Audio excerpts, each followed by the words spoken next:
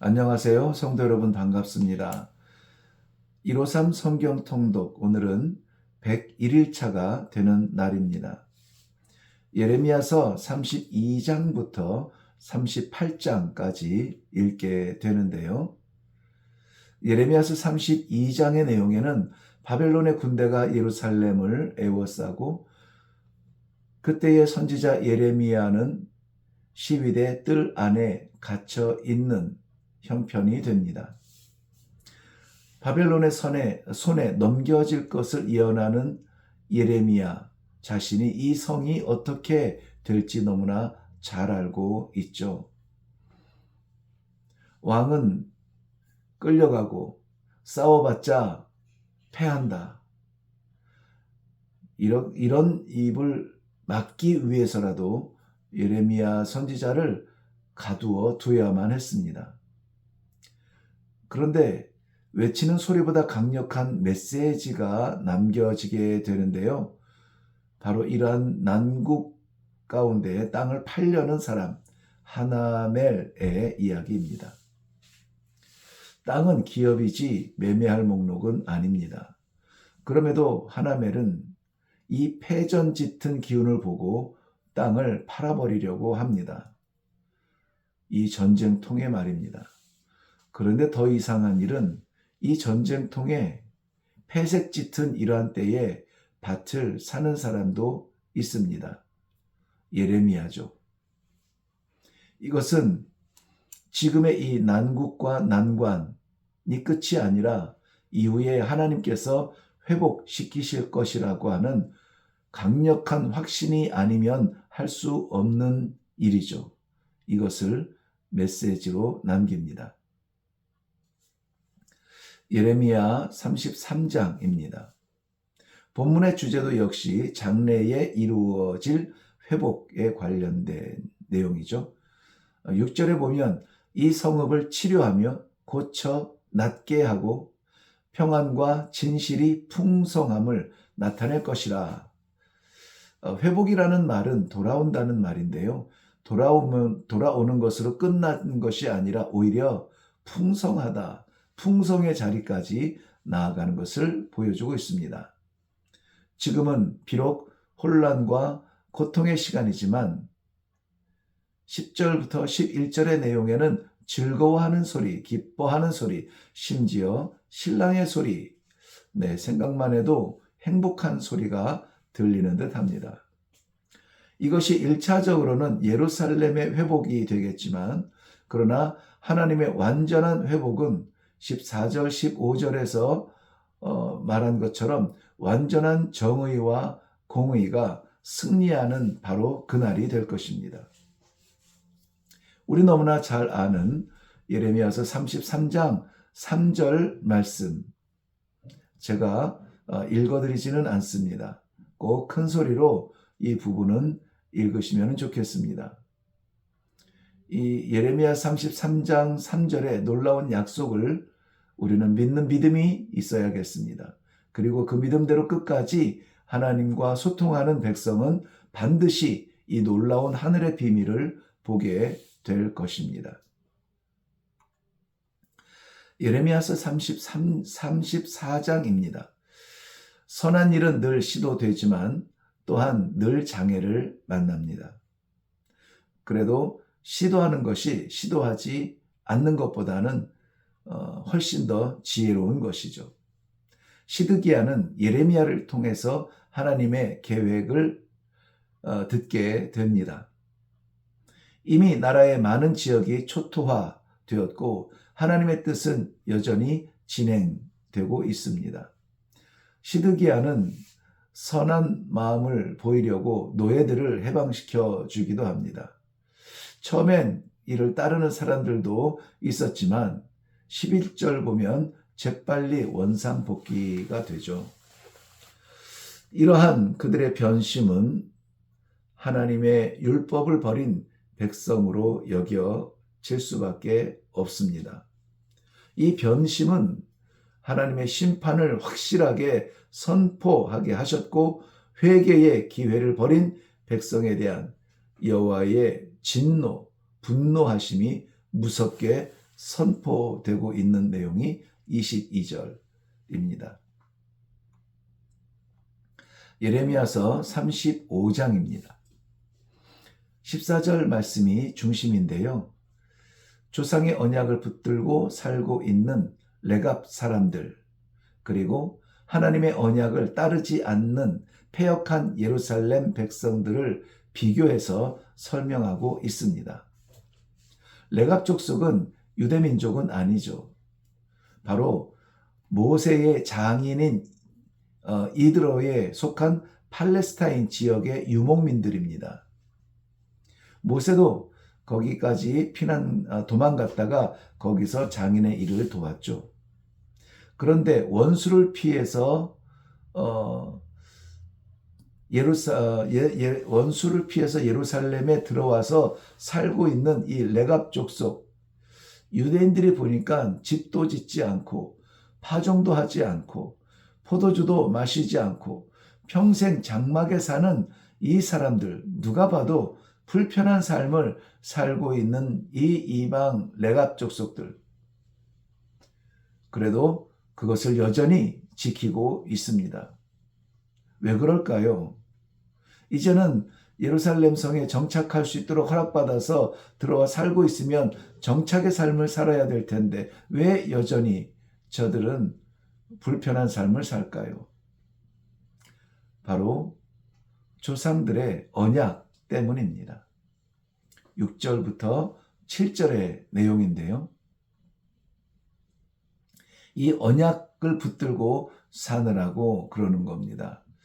그렇지만은 너무나 손쉽게 하나님의 언약을 잊어버리는 이스라엘 백성들, 예루살렘 백성들에게 교훈과 같은 장면입니다.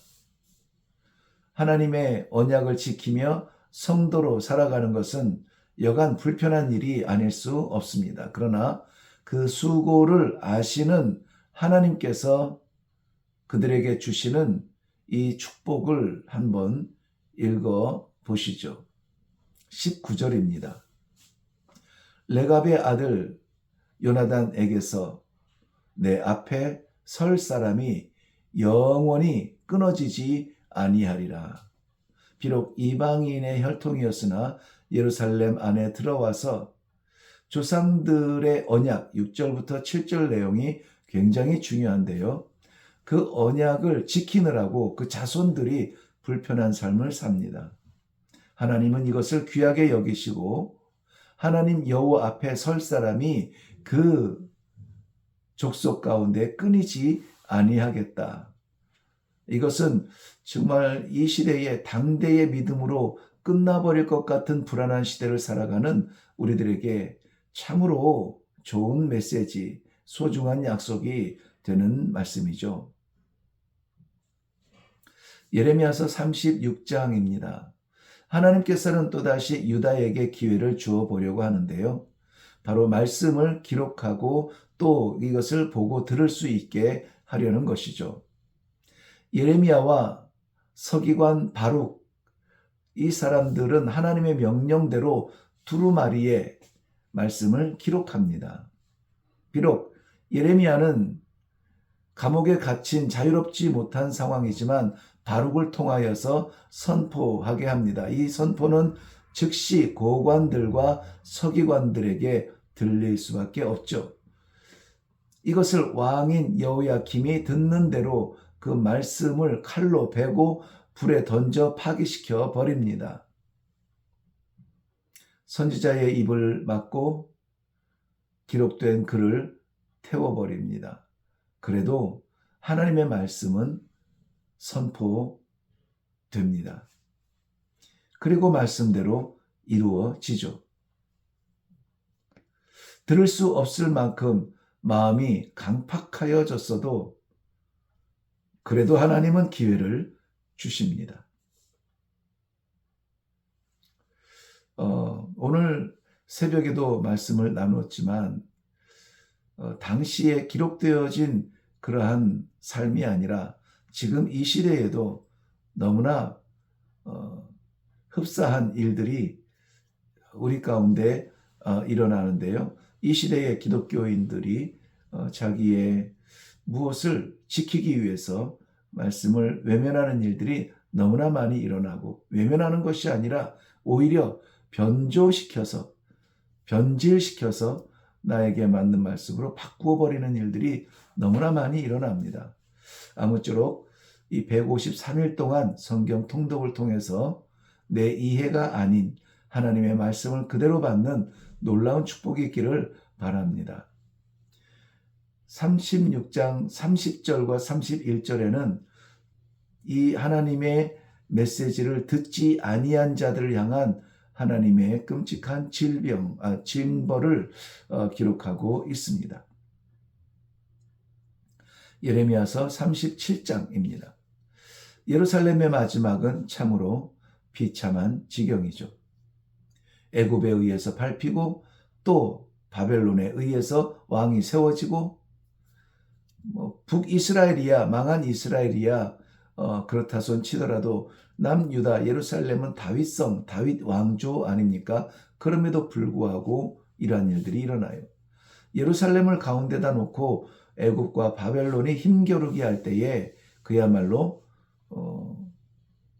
고래 싸움에 새우등 터진다.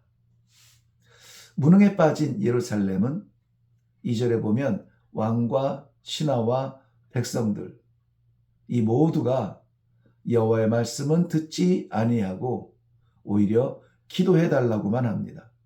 여호와의 말씀은 살아있지 않은데 기도하는 것은 주문을 외우는 것과 다르지 않습니다. 말씀이 먼저예요. 왜냐하면 말씀은 하나님으로부터 오는 것이고, 기도는 우리가 쏟아내며 우리가 구하는 방향성을 가지고 있기 때문에, 물론 말씀과 기도가 함께 되어야 되지만 말씀 없는 기도는 의미가 없습니다. 올라온 애굽으로 인해서 바벨론이 물러가는 듯 하지만 8절 말씀을 보면은 바벨론이 다시 돌아와서 성을 불살라 버립니다. 예레미야는 다시 고향을 방문하지만 고향성 문지기 이리야의 터무니없는 거짓 음해로 끌려가 오히려 매를 맞고 웅덩이에 갇혀서 여러 날을 보내게 됩니다. 시드기야 왕은 그를 불러서 여호와의 말씀을 들으려고 합니다. 변함없는 단호함으로 예레미야는 여호와의 뜻을 전합니다. 여호와의 뜻을 전합니다. 17절 말씀처럼 바벨론이 내려와서 그의 손에 넘어지리라. 예레미야는 담대하게 증거하지만 그 자신은 죽음을 불사하는 강한 자가 아니라 오히려 20절 말씀에 보면 죽을까 두려워하는 연약한 모습을 보면서 그야말로 성정이 우리와 같은 사람인데 어떻게 저렇게 할 수 있을까? 은혜가 됩니다. 그렇다면 우리도 이런 일을 할 수 있습니다. 담대하게 하나님의 심판과 구원을 선포할 수 있어야 합니다. 말세가 가까울수록 우리는 더욱 그리해야 됩니다. 그것이 우리에게 주신 기회입니다.